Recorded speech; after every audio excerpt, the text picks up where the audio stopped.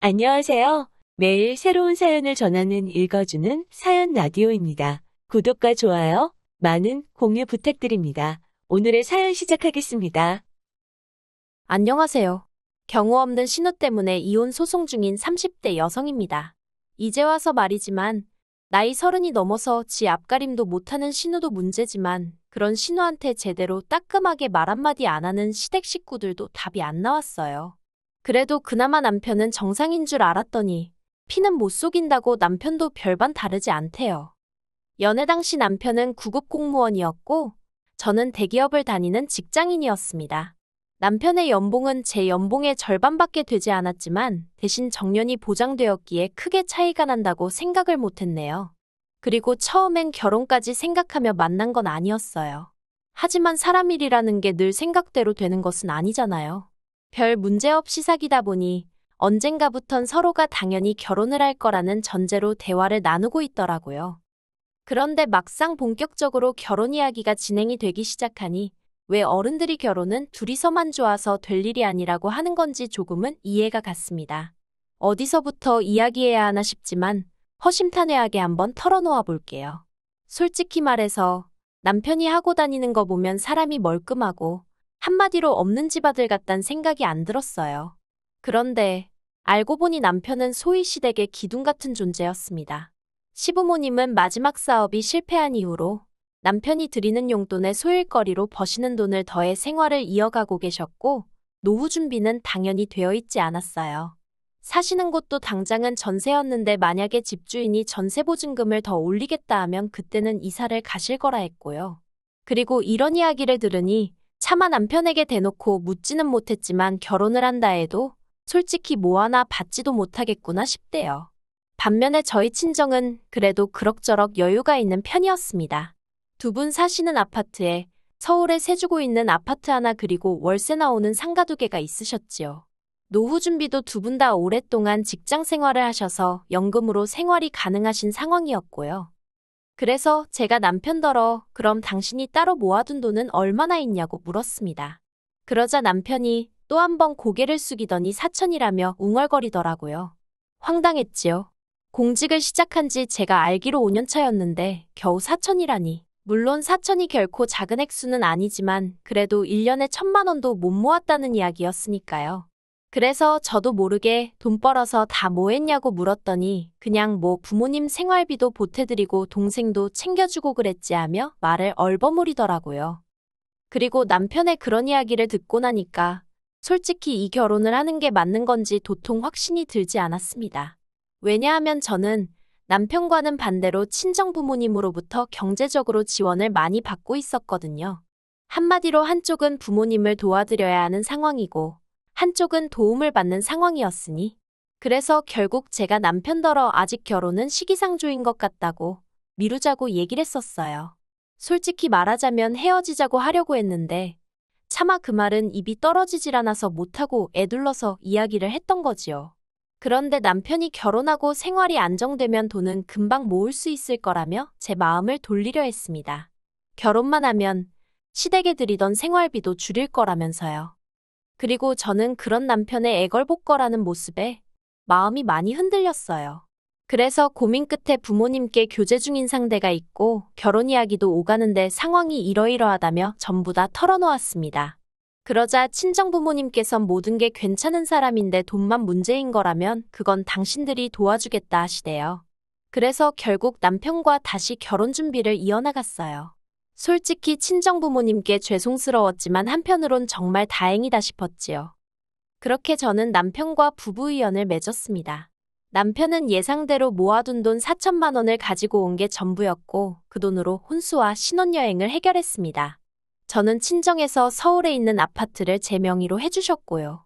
그런데 친정부모님이 해주신 건 그게 다가 아니었습니다. 결혼 전 친정부모님 카드를 쓰고 용돈도 받고 게다가 친정에 얹혀 살았으니 솔직히 저도 가만히 있을 수는 없었거든요.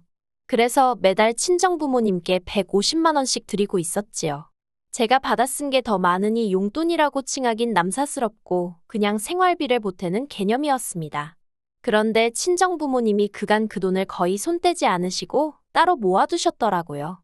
그리고 그렇게 모인 돈이 자그만치 7천이었습니다. 거기에 제가 개인적으로 모아둔 돈도 있었는데 그렇게 이리저리 긁어 모으니 1억 3천이 되었고요. 그리고 지금 생각하면 너무나 어리석게도 저는 부부 사이에 비밀은 없어야 한다고 생각했어요. 제가 남편이 시댁에 얼마나 해드리는지를 지켜보기 위해선 저도 모든 걸 오픈해야 한다고 생각했거든요. 그래서 1억 3천이란 목돈이 있다는 것을 남편에게 이야기했습니다. 그리고 저는 이 돈을 가지고 설마 다른 사람이 김칫국을 마실 거라곤 상상도 못했네요. 어머님과 제 사이는 좋을 것도 나쁠 것도 없었습니다. 처음 인사를 드리러 갔던 날부터 그다지 저를 살갑게 대해주지 않으셨고, 저도 애교가 있고 그런 성격은 아니다 보니 그냥 평범한 시어머니와 며느리 사이였다고 생각해요.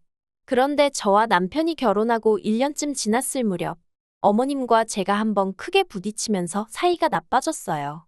그리고 어머님과 제 사이가 나빠지게 된 결정적인 원인은 신우의 사업이었습니다. 남편에게는 2살 어린, 저와는 동갑인 신우가 있었는데 솔직히 대화만 나눠보면 동갑이란 게 믿기지 않을 만큼 철이 하나도 들지 않은 사람이었어요. 요즘 같은 시대에는 할 줄 아는 게 많아야 한다면서 툭하면 이거 배웠다 저거 배웠다 하는 성격이었는데 덕분에 제대로 할 줄 아는 건 하나도 없었고요. 그런데도 시부모님은 뭐든지 도전해보는 게 좋은 거라면서 없는 살림에도 그런 신우 뒷바라지를 멈추지 않으시대요. 하지만 그거야 뭐 시부모님이 부모로서 당신 자식한테 투자를 하신다는데 제3자인 제가 무슨 이야기를 하겠어요. 그저 속으로 저건 아니다 싶어도 그냥 혼자 생각만 하고 말았지요. 그런데 그런 신우가 난데없이 양초 사업을 하겠다며 시부모님께 5천을 해달라고 했다더라고요. 하지만 저희 시부모님께 5천이란 큰돈이 있을 리 만무했습니다. 그렇다 보니 시부모님께서 저희 부부를 호출하셨어요. 그리고 알고 보니 저는 시댁에 내려갈 때까지도 솔직히 신우가 사업이니 뭐니 그런 내용을 하나도 몰랐거든요. 남편도 모르고 있다고 생각했고요. 그런데 그게 아니라 남편은 이미 다 알면서 모른 척하며 저를 시댁에 데려간 거였어요. 그리고 시댁에 도착하니 시부모님께서 저에게 거두절미하고 말씀하시겠다며 저더러 5천만 원만 일단 좀 빌려 쓰자 하시는 겁니다. 그래서 제가 그런 큰 돈이 어딨냐고 발뺌을 해봤는데 남편이 옆에서 내가 이미 다 말씀드렸어 하는 거예요. 환장할 노릇이었지요. 솔직히 말해서 제가 정말 그깟 5천만 원, 없어도 그만이지 할 수 있을 정도로 돈이 많았거나 아니면 저희 시부모님이 정말 그 돈을 갚으실 능력이 되셨거나 하다못해 신우가 하겠다는 사업이 정말 비전이 보였다거나 뭐가 됐든 조건 하나만 맞아 떨어졌어도 제가 최소한 생각은 해봤을 거예요. 하지만 그 어느 것 하나 맞아떨어지는 게 없었습니다. 그러니 생각해보고 말고 할 문제가 아니었지요. 그래서 제가 못 빌려드린다고 그 자리에서 거절을 했어요. 그러자 시부모님 옆에 뚱하니 앉아있던 신우가 왜 못 빌려주냐면서 자기 못 믿냐고 징징거리대요.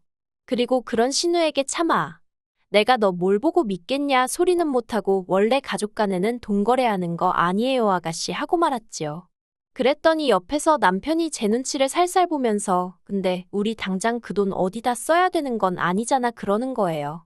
솔직히 처음부터 남편이 시부모님한테 제가 여윳돈이 있다는 쓸데없는 소리만 안 했어도 애시당초 이런 불편한 자리가 생길 이유도 없었는데 가만히나 있지 왜 저딴 소리를 하나 싶어서 제가 남편을 째려봤습니다.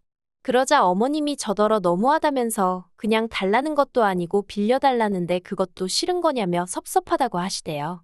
그리고 그런 어머님께 가타부타 설명해봤자 어쨌든 결국에 빌려주지 않는 이상 저는 나쁜 며느리가 될 게 뻔했으니 그냥 몇 번이고 죄송하다고만 했지요. 그리고 결국 신우는 사업을 시작하지 않았습니다. 사실 제가 냉정하게 딱 잘라 거절을 하긴 했지만 마음이 편치만은 않았거든요. 그래서 신우에게 요새는 판매하는 사업 같은 건 온라인으로 먼저 시작하는 경우도 많다고 이럴 경우에는 초기 자본이 그렇게 많이 들지 않는다고 몇 번 조언을 했어요. 그런데 신우가 그런저더러 그렇게 잘 알면 그쪽이나 그렇게 해서 돈 벌라고 하더라고요. 그리고 이때 저도 시쳇말로 빈정이 확 상했습니다. 저는 지한테 매번 아가씨 아가씨하고 불러주는데 지는 언니 소리는 죽어도 못하겠다며 제 이름에 심한 부처 부르기가 일수더니 급기야는 그쪽이라니. 그래서 저도 그때부턴 신우한테 관심 딱 끊었네요. 그리고 그렇게 사이가 나빠진 걸 어머님은 전부 다 제 탓이라 생각하시는 눈치셨어요. 제가 생각했을 때는 애시당초 며느리 돈을 가져다 딸 사업 자금으로 쓰시려고 한 어머님 때문에 벌어진 사단이었는데 말이에요. 아무튼 이 일로 서로 간의 감정은 크게 상했지만 저는 개의치 않았어요. 냉정하게 말해서 저는 아쉬울 게 하나도 없었거든요. 그리고 이후로 1년이란 시간이 또 흘러 지난달이었네요. 웬일로 신우에게 연락이 왔습니다. 받을까 말까 잠시 고민하다 제가 지한테 뭐 잘못을 한 것도 아니고 왜 피하나 싶대요. 그래서 받았더니 세상에 아무 일도 없었다는 듯 잘 지냈냐입니다. 얼마나 황당하던지 저는 신우가 다른데 전화할 걸 저한테 잘못한 줄 알았어요. 신우는 날씨가 더워지는 것 같다느니 사람들이 어쩐다느니 시덥잖은 소리를 늘어놓더니 조만간 한번 봤으면 좋겠다는 거예요. 그리고 저는 그 순간 본능적으로 또 뭐 부탁할 게 있구나 싶었습니다. 그리고 뭐가 됐건 간에 도와줄 생각은 없었지만 그래도 혹시나 다른 이야기를 할 수도 있으니 그러자고 한번 만나자고 했어요. 마음 한구석에선 혹시나 신우하고 관계가 나아지면 남편이 좋아하겠구나 싶은 생각도 있었고요. 그리고 그렇게 만난 신우는 뜬금없는 소리를 했습니다. 제가 다니는 회사에서 이번에 전 국민을 상대로 공모전을 한다며 자기가 이번에 응모를 할 거니까 자기를 1등으로 뽑아달라는 거예요. 1등이 되면 상금이 1,000만 원인데 그걸로 유럽 여행을 가고 싶다나요?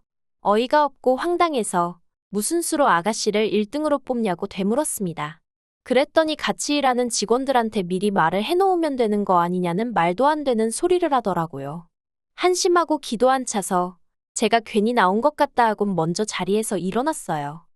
그리고 집에 돌아오니 벌써 남편이 신우랑 통화를 한 건지 어두운 표정을 하고 있었습니다. 그런데 저를 보더니 한숨만 푹 내쉬고 아무 말도 안 하더라고요. 그래서 저는 속으로 자기가 생각해도 어이가 없으니 나한테 따지지도 못하는 거겠지 싶대요. 그리고 남편이 잘못한 건 아니니까 좀 안쓰러운 마음도 있었어요. 저를 보기가 얼마나 창피할까 싶어서요. 그런데 얼마 안 있다가 남편이 얘기 좀 하자더니 번번이 왜 이렇게 서운하게 하냐입니다. 제가 그게 무슨 소리냐니까 자기도 자기 여동생이 저만큼 똑부러지지 못한 건 알지만 그래도 그렇게 매번 무시하는 건 경우가 아니지 않냐며 제가 너무한 것 같다는 거예요. 그리고 저는 그때까지도 이게 신우의 문제지 남편의 문제라곤 생각하지 않았기 때문에 싸울 생각은 없었어요. 그래서 서운하게 하려던 건 아닌데 미안하게 됐다고 했습니다. 그랬더니 자기 기분이 문제가 아니라 신우가 울고불고 난리가 났다면서 저 때문에 아무것도 하기 싫다고 의욕이 꺾였다고 그러더라는 거예요. 듣는데 어이가 없었지만 그래서 나더러 어떡하라는 거냐고 물었어요. 그러자 남편이 한다는 말이 이참에 그간의 일을 사과하는 의미로 유럽 여행을 제가 보내주면 어떻겠냐입니다. 14박 15일 정도로요. 그 말을 듣는데 순간 화가 나서 눈이 뒤집힌다는 게 이런 기분인가 싶대요. 당연히 용납할 수 없는 이야기였고 그 말을 시발점으로 남편과는 전에 없이 크게 다투게 되었습니다. 남편은 제가 신우를 무시한 게 문제라며 그걸 먼저 사과해야 한다우겼고 저는 무시한 적도 없지만 이제 정말 무시해야겠다고 아주 네 동생이나 너나 수준도 안 맞고 뻔뻔해서 상종도 못하겠다 받아쳤어요. 그리고 싸움이 길어지면서 남편은 저 때문에 시부모님께 용돈까지 줄여서 드리고 있다며 자기가 힘들게 돈 벌어서 저 좋은 일 시키는 것 같다는 말 같지도 않은 소리를 해댔지요. 저는 그런 남편에게 네가 벌어온 돈은 전부 네가 다 쓴다고 네 기름값이며 보험료며 네 입으로 들어가는 음식들은 다 어디서 공짜로 나오는 줄 아냐 했습니다. 그리고 지금 네가 서 있는 이 집도 따지고 보면 네 지분은 하나도 없는데 단지 나랑 결혼했단 이유로 공짜로 지내고 있지 않냐 소리까지 해버렸네요. 그러자 남편이 할 말이 없었는지 저더러 네 능력으로 산 집도 아니면서 그런다는 거예요. 그래서 잘난 부모 둔 것도 내 능력이라고 소리를 질러버렸어요. 그랬더니 남편이 못 참겠다며 자기가 나가겠답니다. 대신 저더러 침대는 자기 돈으로 산 거니까 쓰지 말라길래 내일이라도 바로 용달차 불러서 시댁으로 보낼 테니 걱정을 말라 했네요. 그리고 남편이 집을 나갔고 저는 그런 남편이 괘씸해서 견딜 수가 없었습니다. 그래서 말한 대로 용달차 불러서 침대며 식탁이며 남편 돈으로 산 것들은 전부 다 시댁으로 보내버렸지요. 그랬더니 이번엔 어머님이 전화를 하셔서는 남편을 내쫓아놓고는 이런 짓까지 하느냐며 이걸 지금 어디다 두라는 거냐고 화를 내시는 거예요. 그래서 그건 어머님 하드라고 상의하시라고 그 사람이 자기 거라길래 돌려준 거라 했더니 어머님이 저더러 독종이라면서 살다 살다 저처럼 독한 엑스는 처음이랍니다. 그래서 그러시냐고 저도 어머님도 그렇고 이렇게 뻔뻔한 사람들은 처음이라고 받아쳐버렸네요. 솔직히 이미 이혼까지 생각하던 마당이었으니 당하고만 있을 필요가 없겠더라고요.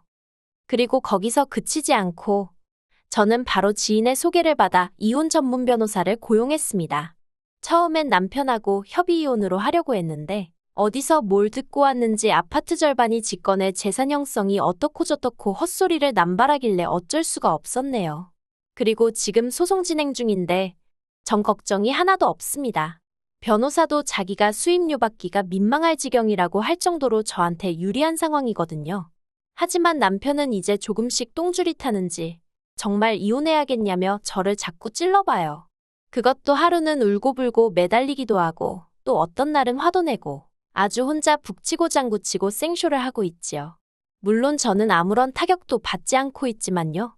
지금은 그저 이 지리한 과정이 빨리 마무리가 되어 완벽하게 자유의 몸이 되고 싶은 마음뿐입니다.